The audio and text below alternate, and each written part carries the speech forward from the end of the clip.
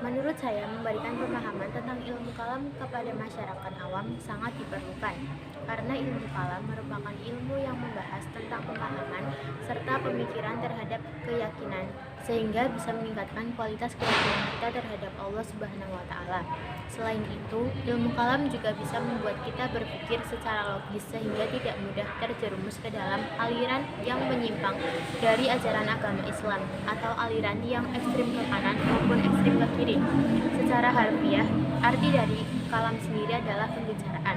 Maka dari itu, metode yang tepat untuk menyampaikan kalam yaitu dengan cara menyampaikan secara lisan dengan kata-kata yang mudah dipahami sehingga penerima tidak salah memahami konsep.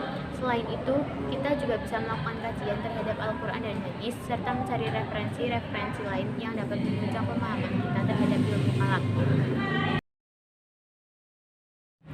Korelasi keterkaitan antara ilmu kalam, filsafat, dan tasawuf terletak pada penggunaan rasio atau logika dalam mencari kebenaran akidah agama.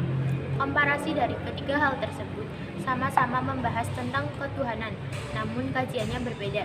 Ilmu kalam mengkaji ketuhanan dan segala sesuatu yang berkaitan dengannya. Filsafat mengkaji ketuhanan dan upaya-upaya pendekatan kepadanya, sedangkan tasawuf mengkaji ketuhanan di samping masalah alam, manusia, dan segala sesuatu yang ada. Persamaan dari ketiga hal tersebut jika dilihat dari objek kajian, ketiganya sama-sama membahas tentang ketuhanan. Jika dilihat dari tujuannya, ketiganya memiliki tujuan untuk mencapai kebenaran. Aliran Khawarij. Generasi pertama Khawarij lahir dari peristiwa penolakan pengikut Ali bin Abi Thalib terhadap keputusan dua arbitrator, yaitu Amr bin As mewakili kubu Muawiyah dan Abu Musa Asy'ari mewakili kubu Ali. Setelah terjadinya arbitrase tersebut, Ali dan para pendukungnya kembali ke Irak dan Muawiyah beserta pendukungnya kembali ke Suriah. Di sepanjang perjalanan, kubu Ali bertengkar karena tidak terima dengan keputusan arbitrase tersebut. Ketika Ali masuk Kufah, barisan yang meninggalkan Ali yang berjumlah sekitar 12.000 orang berhenti di desa Harura. Peristiwa tersebut disebut Khawarij yang berasal dari kata kharoja yang berarti keluar, dan yang dimaksud di sini adalah mereka yang keluar dari barisan Ali atas diterimanya arbitrase. Namun ada yang mengatakan bahwa nama itu diberikan kepada mereka karena keluar dari rumah dengan maksud berjihad di jalan Allah SWT. Hal ini didasarkan pada Quran surat An-Nisa ayat 100. Tokoh-tokoh aliran Khawarij: Urwah bin Zubair, Mustariq bin Sa'ad, Aus al-Asadi, Quraib bin Marwah, Nafi bin al-Ashraq, Abdullah bin Basir. Pokok ajaran Khawarij bermula dari pandangan suku Arab Badui tentang kufur atau orang-orang kafir, berarti tidak percaya. Lawannya adalah iman atau orang mukmin, berarti percaya. Di masa Rasulullah SAW, term kafir hanya dipakai untuk mereka yang belum memeluk Islam. Kaum Khawarij memperluas makna kafir dengan memasukkan orang yang telah beragama Islam ke dalamnya. Mereka menganggap orang Islam yang berada di luar kelompok kafir dan halal untuk dibunuh. Secara umum, konsep mereka tentang iman bukan pembenaran dalam hati semata. Menurut mereka, pembenaran hati mestilah disempurnakan dengan menjalankan perintah agama. Aliran Murji'ah diambil dari kata irja atau arja'a yang bermakna penundaan, yang artinya memberi harapan kepada pelaku dosa besar untuk memperoleh pengampunan dan rahmat dari Allah. Teori asal-usul kemunculan Murji'ah yaitu teori pertama, mengatakan bahwa irja atau arja'ah dikembangkan sebagian sahabat dengan tujuan persatuan dan kesatuan umat Islam. Teori kedua mengatakan bahwa irja merupakan doktrin Murji'ah. Teori ketiga mengatakan bahwa terjadi perseteruan antara Ali dan Muawiyah yang kemudian dilakukan arbitrase. Tokoh-tokoh Murji'ah golongan ekstrim: Jaham ibnu Safwan, Al-Baghdadi, dan Al-Hasaniyah. Golongan moderat: Al-Hasan ibnu Muhammad ibnu Ali bin Abi Thalib, Abu Hanifah, dan Abu Yusuf. Ajaran pokok Murji'ah bersumber dari doktrin irja yang diaplikasikan di banyak persoalan, baik politik maupun teologis. Di bidang politik, doktrin irja selalu netral dan diekspresikan diam, sedangkan di bidang teologi, doktrin irja dikembangkan ketika menanggapi persoalan yang muncul. Aliran Jabariyah. Kata Jabariyah berasal dari kata jabara yang berarti memaksa atau mengharuskannya melaksanakan sesuatu, atau secara harfiah dari lafaz al-jab yang berarti paksaan. Asy-Syahrastani menegaskan bahwa paham al-jabr berarti menghilangkan perbuatan manusia dalam arti yang sesungguhnya dan menyandarkannya kepada Allah. Dengan kata lain, manusia mengerjakan perbuatannya dalam keadaan terpaksa. Aliran Jabariyah ini sudah ada di kalangan bangsa Arab sebelum Islam. Sejarah mencatat bahwa orang yang pertama kali menampilkan paham Jabariyah di kalangan umat Islam adalah Al-Ja Ibnu Dirham. Ada beberapa pendapat yang melatar belakangi lahirnya aliran Jabariyah. Abu Zahra menyatakan bahwa paham ini muncul sejak zaman sahabat dan masa Bani Umayyah. Pada saat itu para ulama membicarakan tentang masalah qadar dan kekuasaan manusia ketika berhadapan dengan kekuasaan mutlak Tuhan. Tokoh-tokoh aliran Jabariyah ekstrim Al-Ja bin Dirham dan Al-Jam ibnu Safwan. Tokoh moderat yaitu Abu Abdillah Hasan ibnu Muhammad al-Najjar dan Dirar ibnu Amr dan Hafsul al-Harb. Aliran Qadariyah. Qadariyah berasal dari kata qadara yang berarti kemampuan atau kekuatan. Qadariyah adalah suatu aliran yang percaya bahwa segala tindakan manusia tidak diintervensi oleh Allah. Aliran ini berpendapat bahwa tiap-tiap orang adalah pencipta bagi segala perbuatannya. Ia dapat berbuat sesuatu atau meninggalkannya atas kehendaknya sendiri. Aliran ini lebih menekankan atas kebebasan dan kekuatan manusia dalam mewujudkan perbuatan-perbuatannya. Al-Qadariyah pertama kali dimunculkan oleh Ma'bad al-Juhani dan Gailan al-Dimashqi. Ma'bad al-Juhani adalah seorang tabai yang dapat dipercaya dan pernah berguru pada Hasan al-Basri.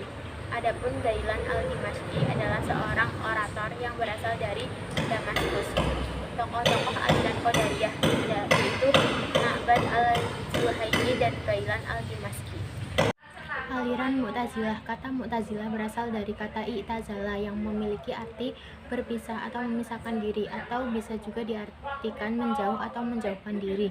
Aliran Mu'tazilah merupakan aliran yang ditujukan bagi orang yang memisahkan diri atau menjauhkan diri, di mana aliran tersebut pernah menggemparkan dunia Islam selama kurun waktu 300 tahun akibat fatwa-fatwa mereka yang membuat heboh. Aliran ini masuk ke dalam salah satu aliran Islam terbesar dan tertua di dunia yang pernah berkembang di dunia Islam pada abad ke-2 sampai abad ke-7 Hijriyah bertepatan dengan awal abad 8 Masehi. Tokoh aliran Mu'tazilah: Wasil ibnu Atta, Abu Huzail Muhammad al-Alaf, Bishr ibnu al-Mu'tamir, dan Abu al-Husain al-Hayat. Aliran Asy'ariyah. Asy'ariyah adalah nama sebuah kabilah Arab terkemuka di Basrah, Irak. Dari kabilah ini muncul beberapa tokoh terkemuka yang turut mempengaruhi dan mewarnai sejarah peradaban umat Islam. Nama Al-Asy'ariyah diambil dari nama Abu al-Hasan Ali bin Ismail al-Asy'ari yang dilahirkan di kota Basrah, Irak pada tahun 206 Hijriah atau 873 Masehi. Pada awalnya Al-Asy'ari ini berguru kepada tokoh Mu'tazilah waktu itu yang bernama Abu Ali al-Jubai. Dalam beberapa waktu lamanya ia merenungkan dan mempertimbangkan antara ajaran-ajaran Mu'tazilah dengan paham ahli-ahli fikih dan hadis.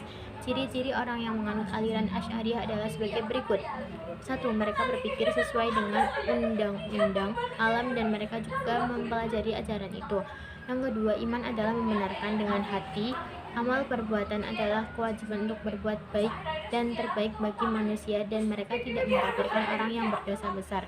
3. Kehadiran Tuhan dalam konsep Asy'ariyah terletak pada kehendak mutlaknya. Tokoh aliran Asy'ariyah: Al-Baqillani, Al-Juwaini, dan Al-Ghazali. Semua aliran tersebut diterima di Indonesia dan memiliki pengikutnya masing-masing. Aliran-aliran tersebut diterima di Indonesia karena mempunyai objek pembahasan yang sama, yaitu tentang kalam, dan mempunyai tujuan yang sama, yaitu mencapai kebenaran atau tauhid, walaupun di dalamnya ada perbedaan mengenai kajiannya. Aliran Khawarij. Ciri yang menonjol dalam aliran Khawarij adalah watak ekstremitas dalam memutuskan persoalan-persoalan kalam. Tidak mengherankan kalau aliran ini memiliki pandangan ekstrim pula tentang pelaku dosa besar dan penetapan siapa yang kafir dan beriman. Aliran Murji'ah. Aliran ini muncul sebagai reaksi terhadap paham teologi Khawarij. pendapat tentang pelaku dosa besar tetap dihukum mukmin yang penyelesaiannya ditunda pada hari kiamat. Aliran Mu'tazilah. Munculnya aliran Mu'tazilah dalam kancah pemikiran teologi Islam juga berkaitan dengan status pelaku dosa besar, apakah masih beriman atau telah menjadi kafir. Mu'tazilah berpandangan bahwa Allah tidak memiliki sifat yang berdiri sendiri. Paham ini didasarkan pada tauhid, yakni mensucikan Allah dari syirik. Aliran ini menafikan sifat-sifatnya yang berdiri sendiri, sebab dengan adanya sifat bagi Allah maka hilanglah keesaannya. Aliran Asy'ariyah berpendapat bahwa Allah memiliki sifat-sifat. Adanya sifat-sifat tersebut menurut Abu Al-Hasan Al-Asy'ari dapat diamati melalui kejadian alam semesta dan penciptaan manusia itu sendiri. Perbuatan Allah di alam ini adalah bukti dari adanya sifat-sifatnya. Semua sifat Allah bersifat kekal atau qadim. Ia berada pada zat Allah dan menjadi sifat zatnya. Al-Ghazali memperjelas adanya sifat bagi Allah dengan menyatakan bahwa semua sifat Allah bersifat kekal dan tidak mungkin pada zat yang kekal berada sifat yang tidak kekal. Bagi Mu'tazilah, keadilan juga mengandung arti bahwa Allah wajib berbuat baik dan tidak dapat berbuat buruk serta tidak mengabaikan kewajiban-kewajibannya terhadap manusia. Oleh karena itu, Allah tidak dapat meminta pertanggungjawaban kepada manusia atas perbuatan yang tidak dilakukannya dan tidak dikehendakinya, atau membebani manusia dengan perbuatan yang tidak sesuai dengan kesanggupannya. Maturidiyah nampak lebih dekat dengan paham Mu'tazilah. Baginya, karena perbuatan manusia bukan perbuatan Allah, melainkan perbuatan manusia itu sendiri, maka jika manusia dihukum, itu adalah atas perbuatan yang dilakukannya sendiri berdasarkan kebebasan yang telah diberikan Allah kepadanya, dan disinilah keadilannya. Adapun aliran Asy'ariyah memandang keadilan Allah dari sudut kekuasaan dan kehendak mutlaknya. Keadilan mereka artikan dengan menempatkan sesuatu pada tempat yang sebenarnya.